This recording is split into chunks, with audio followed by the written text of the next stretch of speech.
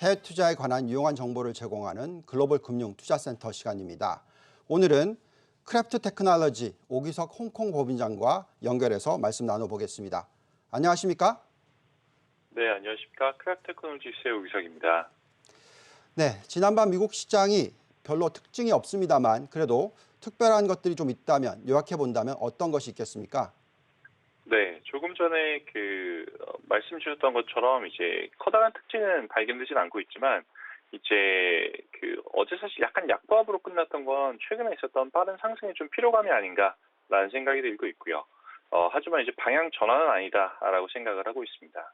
어제 이제 대형주들이 좀 빠진 와중에도 소형주 같은 경우는 상승을 했거든요. 러셀 2000으로 이제 대표되는 이제 미국 소형주 지수는 상승을 했는데 특히 이제 잭슨홀 발표 이후 소형주의 상승세가 좀 가파른 편입니다. 지난 10영업일 동안만 보더라도 대형주인 S&P 500이 한 1.6% 정도 상승한 데 반해서 소형주 같은 경우는 4.4% 가까이 상승하고 있어서 지난 6개월간 좀 지지부진했었던 소형주의 상승세가 좀 기대되는 그런 국면이 아닌가. 결국 현재 이제 잭슨홀 이후에 좀 위험 자산에 대한 선호 현상이 나타나는 게 아닌가라는 그런 판단이 좀 들게 하고 있습니다. 네, 말씀하신 대로 잭슨홀 이후에 시장이 좀 안도감을 느끼는 것 같은데요. 지금까지의 시장 반응을 보면 또 어떤 평가를 내릴 수 있는지 말씀 주십시오. 네, 잭슨홀에서 이번에 파월 의장이 이제 이야기했던 연설을 다시 한번 들어봤어요, 어제. 다시 한번 이제 들어봤는데, 다시 들어보니까 조금 이제 더 느끼는 게 있어서 말씀드리면, 두 가지가 있었던 것 같은데, 첫 번째는 이제 제가 지난 방송에서 말씀드렸던 테이퍼링하고 금리 인상을 별개의 문제로 구별해서, 생각하는 프레임워크가 굉장히 잘 작동을 했다. 이게 첫 번째가 있고, 두 번째 같은 경우는 지금 현재 테이퍼링, 이 이야기는 현재 시점의 경제의 건전성하고 과거에 있었던 테이퍼링의 경제 건전성을 비교했을 때 현재가 훨씬 더 건강하다라는 그런 이제 경기에 대한 자신감까지 좀 같이 보여줬던 게 유효하지 않았나라는 생각을 하고 있고요. 그러다 보니 사실 채권 금리 같은 경우도 좀 하향세로 이제 들어오고 있는 게 이거는 경기 둔화라기보다는 오히려 금리 상승에 대한 우려가 낮아진 걸 반영하고 있는 그런 상황이다. 그래서 여러모로 봤을 때 좀 골디락스적인 상황에 가까워지는 게 아닌가라는 그런 생각을 좀 하고 있고, 또 최근 들어서 또 재밌는 것 중에 하나가 밈 주식 같은 경우도 굉장히 가파르게 상승을 하고 있습니다. 어제만 하더라도 또 AMC 그리고 게임스탑 이런 것들이 8%, 4% 가까이 지금 상승을 하고 있는데 주간 단위로는 거의 30% 가까운 상승폭을 보이고 있어서 이러한 밈 주식들의 상승세 역시도 결국 전반적으로 위험 자산에 대한 선호도가 상승하는 걸 반영하는 게 아닌가라는 생각을 좀 하게 하는 것 같습니다.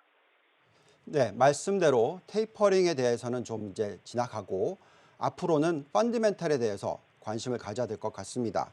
자, 그렇다면 이런 상황에서 어떤 투자 기회가 있는지 좀 말씀해 주십시오.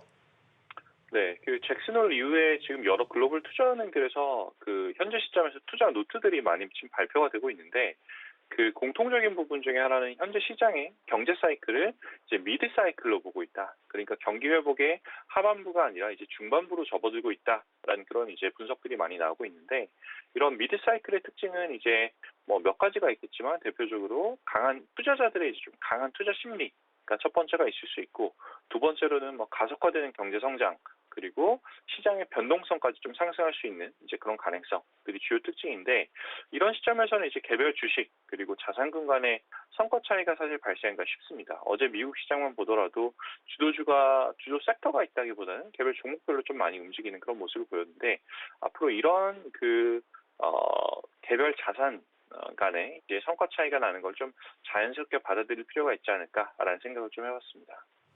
네.